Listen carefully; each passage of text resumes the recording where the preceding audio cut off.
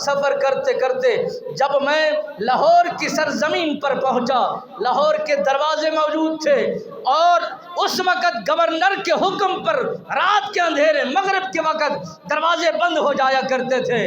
دروازے بند ہو گئے، چوکیداروں نے دروازوں کو بند کر دیا۔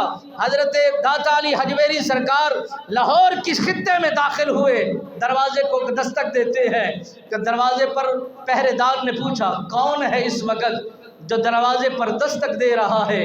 اگر وہ کہتے کہ میں ولی گر بھی ہوں، ولی کامل بھی ہوں، قطب الاقداب بھی ہوں، مشائخ الحدیث بھی ہوں، محدث اعظم بھی ہوں، مفکر اعظم بھی ہوں، میں زمین پر حکومت بھی جانتا ہوں، لاہور کے خطے خطے کو جانتا ہوں، لاہور کی ہر گلی گلی پر میری نگاہیں ہیں، میرا حکم چلے گا، میرا آرڈر ہوگا، میں یہاں کا حاکم بن کے آیا ہوں، اس لاہور کو سنبھالنے کے لیے آیا ہوں، حکومت کرنے کے لیے آیا ہوں۔ اگر یہ منصب پر بیٹھنے والے قاصد کو بھیجتے ہیں، قاصد جا کر رکا بھی دیتا ہے، پیغام بھی سناتا ہے، سیٹ کا دبدبہ بھی بتاتا ہے اور حکومت کا لیول بھی بیان کرتا ہے، مگر اولیاء کاملین کا کردار یہ نہیں۔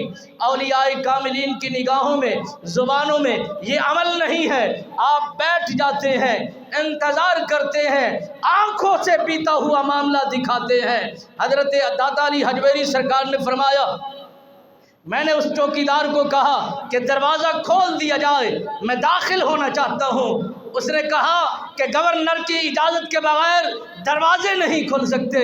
جو دمشق میں بیٹھے ہوئے وہاں کے حالات دیکھ رہے ہیں اور بھیجنے والوں نے بھیج کر ثابت قدم مہر لگا کر بھیج دیا، اگر وہ چاہتے ایک دھکا دیتے دروازہ کھڑ جاتا، دروازہ کھل جاتا، داخل ہو جاتے، سارے قدموں میں بلا لیتے۔